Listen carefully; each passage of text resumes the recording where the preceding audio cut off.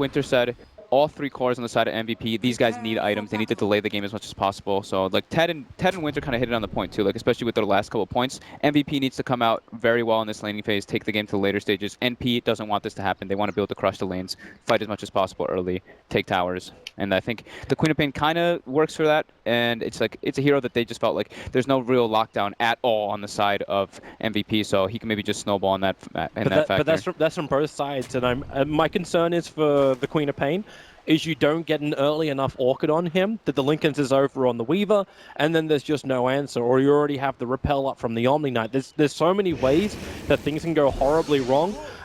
This is a way things go horribly right, where Febby gets caught out, they have no more stuns, and AUI is not in range. He's not going to level up for us Arrows at level 1, so they can't even reach him. And this is just going to be one of those games, right, where everyone walks away from each other and they just play a game of chase. I think we're going to see the same thing as last time from NP. They're going to do a aggro tri-lane with a Venomancer short lane. They even already started like running down to the bottom lane. They de-warded instantly. They took out the Obs ward that was blocking out the hard camp from them, and they even put a ward down to block the pull camp. So I think we're probably going to see, well, not 100%, but we'll probably see that type of same thing as the last one. But MVP also have that kind of like dynamic lane option too. Like they can just leave the Weaver on the bottom lane, put him with Febby to start with. Like we were talking about it during the drafting phase. Like MVP's not limited to anything. Even the sniper doesn't need to go mid. We were actually originally talking like what happens if you run that Slark into the mid lane instead. Like go back to the old classic MVP mid melees.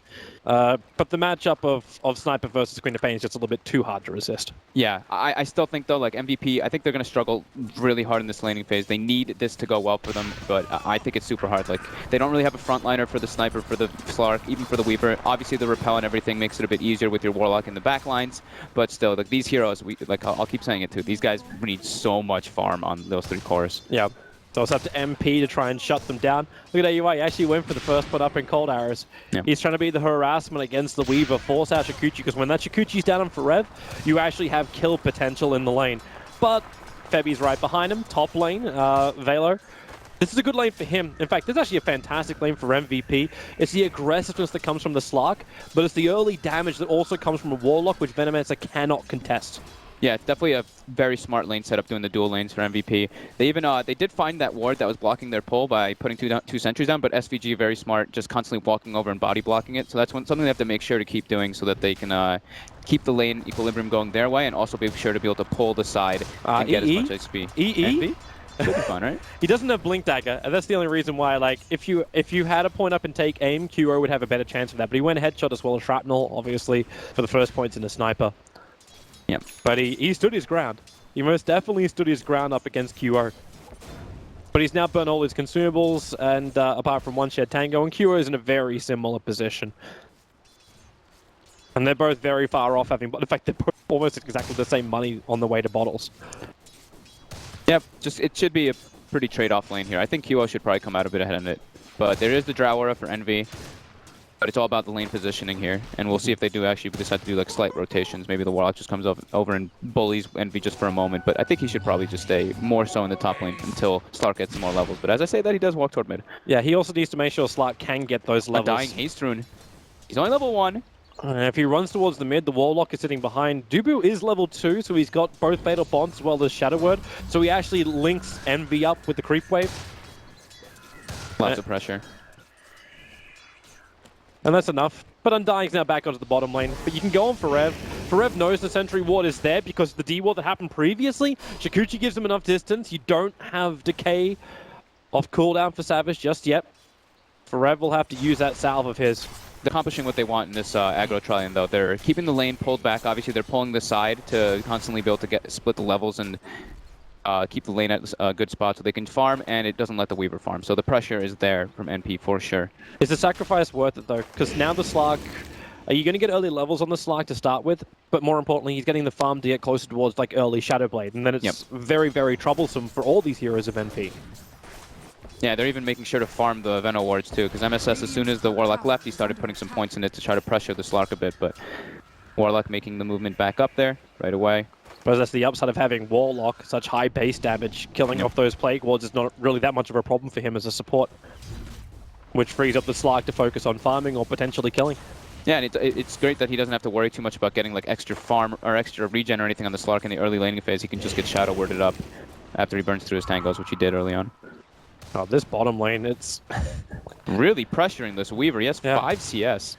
Yeah, it's not a lot, but now at least he can farm underneath the tower. He's still got Febby behind him in case times get rough. And by finishing up the full magic wand, got an answer to this decay spam that's coming from the Undying. Yeah, but they're going to just... The thing is that they're being very smart. Like, in the situations they notice, they're like, okay, we're going to push it into their tower, and then we're going to pull the side and deny a full creep wave. Push it in, pull it back, constantly just rinse, repeat, make sure they spread experience as much as possible, and make sure the Weaver doesn't really get too much of anything. Like, a couple CS into the tower, sure, but 6 CS, not where he wants to be, but the trade-off is the Slark has 30. Yeah. He has 30. The Sniper is 7 ahead of the Queen of Pain. Of course, this is around the same time as we saw Eternal Envy rotate before, as, yeah, but he'll get the Gale on Dubu.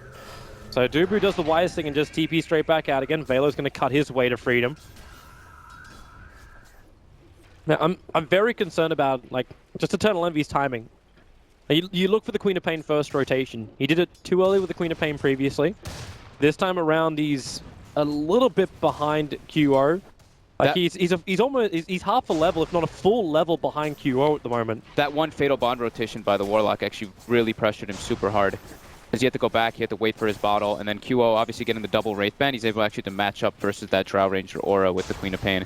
I think they're trying to make a play for top for Velo, but I don't think that this is going to work. Yeah, he's got pounce, he's out. Well, this is another reason why we're looking at Slark to be picked up in the mid part of the draft, is because there was, again, like, no real lockdown, and Slark just thrives in such a scenario. Yeah, 2 lanes definitely going highly in favor of MVP right now, while obviously the Weaver is being sacked quite a bit, but I mean, that's kind of okay, right? You do want your Slark to be free farming, you want your Sniper to be farming. Weaver can just catch up by the split push. You don't want AUI getting caught out like this. Purification on bottom lane, he starts his TP, so AUI will survive. Goes all the way back home. I think this is like actually the best situation that could happen. Like your Weaver being pressured like this is fine because later on he can split push freely. There's actually like no way of them killing him in like the lanes when he's just doing the split push. And it's MP that has to rotate first, right? Because you got QO's about to attack into the mid tower. Zubu's not too far behind in levels, so then you're also going to have that big ultimate. The panel was saying like maybe MP know the answer to dealing with a Warlock. At the same time, they also understand how much respect they have to give Warlock when he hits that level 6. Planned their entire game 1 win around that momentum shift, which comes with a Warlock rock. Yeah, I mean Dubu's finding his levels too. Like even though he's kind of like walking around between the mid and top lane, he's already level 4, 6 minutes. It's pretty decent. Rose was looking for the ward that Dubu put down. Juked him out, walking up the hill there. And look at Dubu. Look, he walks up and hit just Fatal Bonds Envy. Not feeling any pressure right now. Oh, why would you? At the moment, like your Sniper is rotated with a double damage into the top lane, hoping that Savage just comes far enough out that he can be like ensnared up in the leash of Velo. He does kind of seem like he knows something's up. Like the Warlock taking the mid lane, that's kind of a telltale sign that there's a rotation happening. It's either that or you think the Sniper's just gone jungle. Like that's the other thing. Maybe he's pulling and farming. They don't have any vision deeper inside the MVP jungle. They're mirroring each other's movements. Envy moves bottom.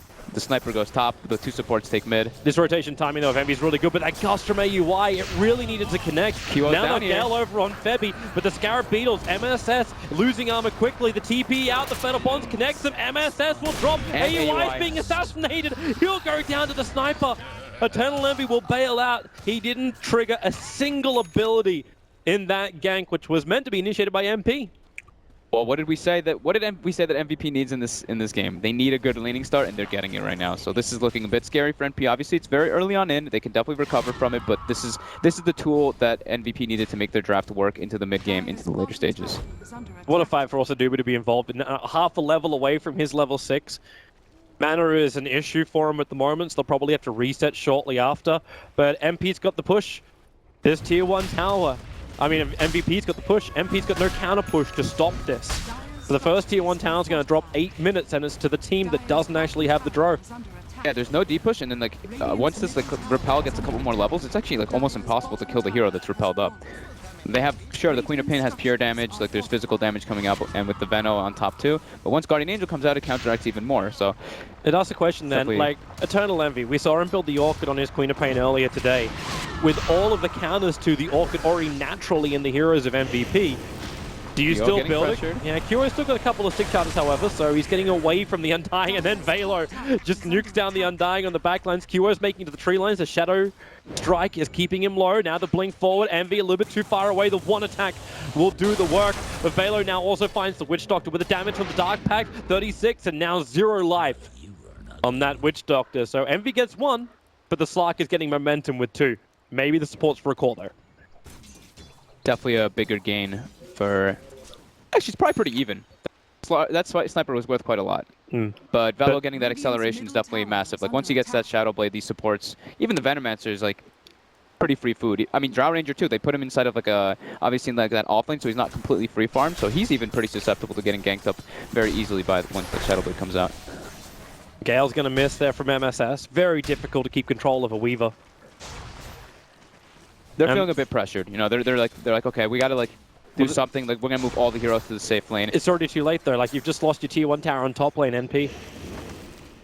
Yeah. They got to do something. You know, they're playing a Drow Ranger lineup. They've got level 6 on him now, too. This is the time for them to group up to pressure a tower, at least with 4 heroes, and let Envy do his own thing. Yeah, they're losing out too hard, though. Fortify on the dire structures. The tier 1 tower is now 2 hits away for Velo on top. That one belongs to him. Yeah, he's going to have Shadow Blade by like the 12-minute mark, maybe even earlier than that. The mid tower is also down to 460. That's what Envy is trying to stop, but right now he's just holding a D push. Now they look for the opening.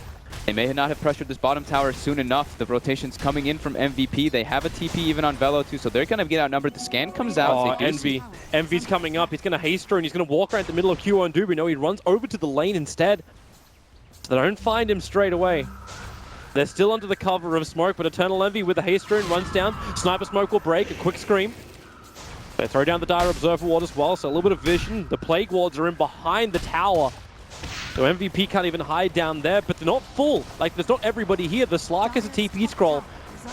He's almost finished up his Shadow Blade, but Envy jumps in, looks to actually go for the ult, even though the rock will fall. The Fatal Bonds connecting up 2 of them. Envy and Rose tied together. AUI can't do enough damage, so Weaver actually just takes it, shrugs it off by using that time lapse.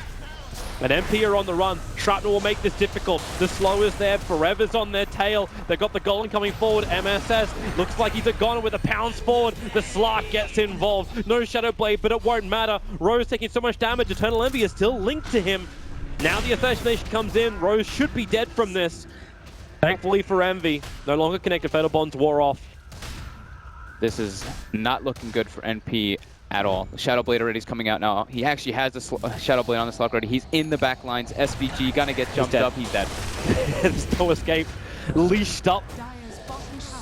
And now even with the rock up, they don't have the creep wave with them, however, so the tier 2 tower will take a little bit longer to kill. And this was NP's time to, like, they wanted to be able to get that tower quicker, but MVP quick to move all their heroes. Even though the scan came out from Dire, they knew the rotation was coming from MVP, but they really wanted to get this tier 1. It's super important for them to get it, but MVP just bringing the numbers and having that team fight advantage with the Warlock Golem, with the Fatal Bonds. I'm wondering too, like, if MP really want to have more vision, and we'll talk about that in a second, as Eternal Envy looking for a kill on Dubu. They don't have the damage. He actually had the Sonic Wave, but didn't want to let it rip, and that was that hesitation I kind of wanted to flag on the bottom lane. Envy jumps in, but without the vision on... Envy? If there's an extra headshot in that one, he's lost the vision up the hill. And top lane Velo's about to kill off AUI. AUI should notice this. He's lost his aura, and now the damage is enough. So a solo kill. But yeah, that Sonic Wave, you could see him stopping. He didn't have vision of the Omni Knight. Yeah. And then the purification happens. Like, okay, well, my ulti's not going to be worth it anymore. That's kind of the, that's kind of the thing about when you, like, why Winter probably said, Queen of Pain's a bad hero. It's a super ulti cooldown reliant hero. 135-second cooldown. Like, even down there, if he ults the Warlock, that's pretty much like MVP would be like, okay, cool, he ulted me, my ult is down. We're just going to go. We're going to push towers down as fast as possible. So that's pretty much, that's a reason why Queen of Pain isn't favored so highly now. We're wondering why they weren't actually looking to something more like the Invoker, which was like a more go-to hero for Envy. Like, when they go into the last phase, for the bans, like, you're the OD and Invoker were high up in the list. But that's why, like you were saying, that's probably why like MVP picked the Sniper, to try to like deter them away from picking the OD, maybe as well as the Invoker. You'd still be happy with the Invoker. Like, we're also saying, like, there's no heavy rotations to come from MVP that's really going to phase the Invoker. So it's just purely that one-on-one lane. In fact, it was MP who had the better rotations. Yeah, just, I mean, very hard for them, though. Like, you can tell that they're feeling pressure. They're putting down very defensive wards. They had, of course, one aggressive ward, but they're not feeling good about this game at all. And I mean, I can't blame them. Like, they're playing versus their strategy from the last game kind of in a manner with the Omni Knight Warlock. It seemed like they had an idea of how to deal with it, but their lineup has no disable whatsoever, and MVP picked 2 cores which thrive versus that. Man, we're just looking at Canopy on our screen for so long. I'm just thinking like MP's thing. Evolve to Metapod, harden. Just like survive MVP for the next little bit, and maybe you can get your critical items up. I still don't know exactly what the critical item is on the co-op. Because you can't go awkward. Like, Ags doesn't make that much sense either. It makes it like we kind of said that with their draft that they ended up grabbing up with the Queen of Pain, with the Drow, with Undying, with Witch Doctor, even like with Veno, like all their heroes are kind of like these early lane dominators, and then obviously if you get a pretty decent advantage in the laning phase, you're extremely powerful going into the mid game. But if you lose all 3 of your lanes, well, 2 lanes. They won 1 lane. But yeah, it makes it super hard to be able to fight. Like with MVP's lineup too, like the Omni, the Warlock, these 2 are supports, but they are the big team fighters. They're supports with the huge team fight, which is super important. While on the side of NP, big team fighters are cores. It's a Veno, it's the Queen of Pain. And they're not able to even use their team fight abilities in comparison. Oh, Curry's going to bring out the Euro Club in for QO. We have the Tome of Knowledge coming out for Rose. That's going to be his level 6, so Death Ward's now on the field for MP in the next fight too. Might help a little bit, but they, like we said, very little lockdown to keep them in the Death Ward. Slark's having the time of his life. So again, MP, they're going to bring the numbers down to bottom lane, and they have to commit. Blink, forward, they don't have detection. They can't see the Weaver. The Sentry Ward's a little bit further up. Weaver's not running into it. In fact, it's all about MP going underneath the tier 1 tower. Let the Death Ward go. Dubu tanks through so much of it, while Forev, now he chases for revenge, looking for the kill over on Rose. The silence is out, and now this could be a big one with the Sonic Wave. They do find the kill. Great gust there by UI for sure. It's a lot of money going their way too. They even claim the tower. Oh, there's some distorted sound it seems. MP having issues. But that's huge for them. Like, yes, it took a long time to kill off the Warlock. Yeah, he's really tanky. But the AUI timing of Gust, that's the Weaver. 1 charge just wasn't enough, even with the treads. For a team that doesn't have a lot of lockdown, that's an olive branch right there from MVP. It's definitely a bit of a giveaway, but at the same time, they are getting something out of it. It's not like they're just like they committed too many heroes to the bottom lane and lost 2, and then they were like, ah, crap, we just need to run away. They're pressuring the 2 other lanes at the same time. So it looks very, very good for MP, but at the same time, I'd say it's even maybe a little bit MVP favored in a kind of a way, just because if they do claim this tier 1 if they claim this tier 1 mid, then it's definitely MVP favored. Otherwise, I'd say it's very slight edge to NP with that rotation. We're actually watching Eternal Envy's perspective, and you can see it, like he lost sight of the Weaver. Dubu gets initiated on, and he understands, like, they're here for the Weaver, and they just have to wait for that perfect opportunity. And like Forev kind of came to them. Perfect. There's that Gust timing from AUI, and the rest, as they say, is Yep. It was like 0.1 second, and he probably would have time-lapsed right away after that Shikuchi auto-attack onto Rose. But yeah, great gust by Aoi, and yeah, this is what they need to recover. Like, obviously, like, they are extremely behind in this laning phase already, like, almost 8,000 gold in the favor of MVP. They need to 5-man. I mean, it's a Drow lineup. That's usually what you need to do, but it's also a way to kind of bring yourself back into a game when the big ultis aren't down, or when they're separated in that type of position. So after they take this tower, like, they're taking the tier 1 tower, they get 2 kills for the price of 1. You're losing your tier 2 on the top, and you're losing your tier 1 in the mid. Is it worth going back to defend this one, or is MP almost backed into a corner where you need to have something like Roshan, for example, get the Aegis Mortal and then just ball it down? But then you're still fighting into a Warlock, right? So maybe it's too hard. It doesn't do enough work. I think it's too hard for them to really go for that Rosh. If they do try to go for that Rosh, especially in this situation right now, it's very obvious. Like, Velo's just constantly pressuring this top lane, the Sniper's pressuring the mid lane. If they see this Veno move from bottom lane, they're like, okay, they're going Rosh 100%. So NP's next moves are just kind of like sticking together. They need to kind of just wait for this Queen of Pain ulti too. That's like all their damage in this. MVP's moving over. They have a perfect Observer Ward. They can see AUI, and they probably watched the replay. They know that AUI did exactly this maneuver in the first series of the day, mid. Or they could just catch out Eternal Envy. That's another option. Assassination, that's not enough damage. It's only a level 1 Assassinate right now for the Sniper. So AUI does the farm, the Observer Ward scats out, the D Ward from Rose is too far off position. Now it's going to be the tier 2 tower in the mid lane, just slowly chipped away. Yeah, this is smart. You know, they don't really have any obviously they don't have like something like a Beastmaster or something to like enable them to push much harder. They have a sniper just peeping at the tower. They have a Weaver and a Slark. Oh, Weaver. He's running into the sentry ward. Paralyzing cast. There goes your Gust. And do they have enough damage before the silence wears off for Rev? Just enough. That's still only a level 1 Gust, but it did the work, so... That was a bit... Forev will drop. That was a bit cocky by him, I feel. You know, they had the ward on the high ground there. They did see at least the Drow Ranger there, so he knows he can get the potential of Gusted up, and he also has his team already hitting the mid tower. I guess he was trying to go for a wraparound play to try to go for, like, pincer them in kind of a way, but definitely a little bit of a risky move from him there, and he pays with his life. MVP still kind of get what they want, or do. And now they're losing the sniper, but the rock drops. The Fatal Bonds. It doesn't connect them all, however. Eternal Envy not locked into all of this, but it's Velo taking a heavy amount of damage. And Envy wants to chase, misses his Blink Scream. They trigger the Guardian Angel and now look turn this fight around as the Warlock, he is going to go down. Witch Doctor actually denied the tower in the midst of the craziness of this fight. Undying cannot TP out in time. MVP, just at the end of the day, way too strong. Getting and chased down by Forev, the last auto attack. Yep. Forev shows up and he's like, oh, a kill. Thank you.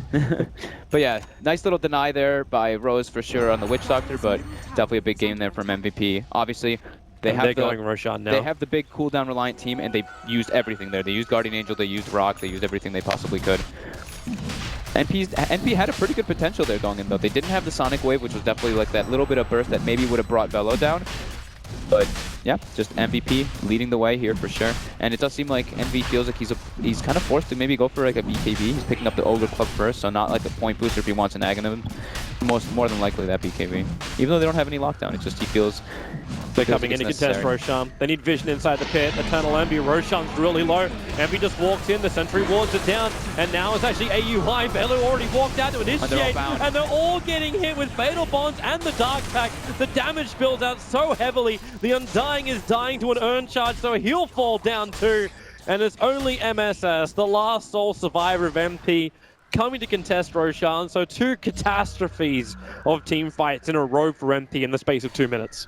I honestly think that they lost their window in this game. I think it's extremely difficult for them to come back. I think it's probably like 80% or something, maybe even higher for MVP to win this game right now. Like their ultis are going to be coming back up, and NP can't even fight into it when they don't have their ults. So they picked a lineup that definitely needs to win in the laning phase. They won one lane, but they got pressured way too hard in the other 2. And just look at, like, MVP's got incredible warding right now down in this game. They've got like 5 wards on the map in aggressive positions just to kind of more so lock NP into their base, just suffocate them even more. Yeah, nowhere for MP to come out and farm, so no items really going to arrive. Like, the Drow Ranger's going to get enough money to finish up a Shadow Blade. We'll watch that attempt again, but the movement from Velo was just too good. Yeah, gets right on top of AOI, gets grabbed up, Purification onto 3 Fatal Bonded heroes, and that's just like, they're all just straight up dead there. MSS trying to struggle to run away, but everybody else is already dead. The damage is done. Courier's making the trek out. It's actually coming in with the Shadow Blade in the mid lane. Instantly gets sniped out. And now Velo, he jumps in. He wants to kill. Rose goes for the Deathwalk, but the Purification again does its work. Combining it with the Dark Pack. It's just so much AoE damage. And the Rock is still up. Plus the GA. MP. They just can't fight. There's no damage to inflict because they got nothing that penetrates MVP. This feels like game. I think it is. I think they're probably feeling it as well. It's, you know, like we all said it too on the panel, like this MVP draft is very good going into the mid and later game, especially if they come out good in the laning phase, it's extremely hard for MP to do anything. I think MP have bets down in their predictions. They need to have the plus 20-minute game in order to keep their hopes alive for compendium predictions. One last fight. That's kind of what it comes down to here. They've got NB positioned in the backline with the Haste Rune. He's got Sonic Wave. He's only level 10, so it's not a level 2 Sonic Wave, but they're going to try to go for something. Oh, there's your nice Sonic Wave. It's going to hit the Velo. He's away. The regeneration was enough, and then 3 hero Fatal Bond off. They have to get rid of the Scarab Beetles. Blink away will actually save Eternal Envy, dodging the assassination. So the mid-racks, the melee is down. They cannot go for more MVP unless they want to go for tier 4 towers. And that's still pretty confident, even with the lack of Sonic Wave. Savage is still hitting a couple of dual decays, so MVP will not take the risk that they will back out. Everybody's just like full HP again on the side of MVP. Like this Omni Knight is actually putting in so much work. Now he's got a mech finished up too, guarding Greaves at base once it ever comes back. They're just going to keep going. There's no point in them backing out by any means. They're just going to keep the pressure on. They don't really need to even worry about pushing lanes up. And there's that mid matchup, QO versus Eternal Envy. You can be involved in the same, but the hero damage is just light years apart. And, like, QO has done almost double the amount of damage in team fights that Eternal Envy has managed to achieve. Yeah, I mean this Slark is massive. Like it's only 19 minutes, and he's got Shadow Blade, Echo Saber, and the Bastard's coming out already. So he's way ahead of his timing that you want to be as a Slark. Well, here they come. Observer and sentries are down, so there's no easy way for Slark just to Shadow Blade in, but Philly doesn't care. He just walks up to the high ground anyway. It's like, oh, if you want to fight me, then fight me. Sonic Wave's still on cooldown for 62 seconds. That's 62 seconds, way too long. So all they can do is Paralyzing Cast, Decay Spam, wait out the timing and make sure they don't get screwed over by MVP. And MVP don't want to force the issue either. They're waiting for 33 until Rock's up. Waiting for both ultis to come up. They've got the Diffusal now as well on the Weaver. But yeah, I mean, even if the Sonic Wave lands on a lot of targets, they have the mech already on, or the Guardian Greaves on Febby, so he's able to just completely counteract all that damage. He even went for max degen aura. I didn't even notice that on the Omni. He didn't even max repel. Oh, why? Didn't repel get massively nerfed? Degen now the new thing? I guess all right. Kiro's gonna love this. He knows he wants to enter. Like, he gets like an S and Y after his Dragonlance. No Hurricane Pike. No need to work into something like a Manta. Just early stats for sure. Yep. Rose peeks his head a bit too far. Peeped a little bit, but he's okay. Really, Kiro just wants to make sure he can get vision on the tower.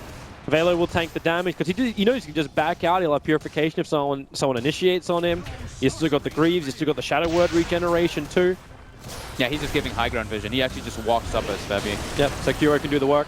And that tier 3 tower is dropping down low. Okay, Ferev. Oh, Ferev just slipped in through the rear. Envy wants something, but now he's actually going to die. The assassination's coming in. Eternal Envy's down. There's a double kill for Ferev. And MP scattered to the winds and then rocked up. MP will lose game 2. MVP triumphing with a wonderful combo, a beautiful lane setup.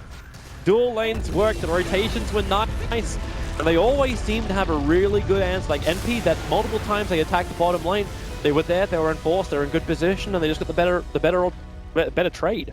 Yep, you took the words out of my mouth, honestly. That lane setup by them was perfect, honestly. Putting the Warlock top,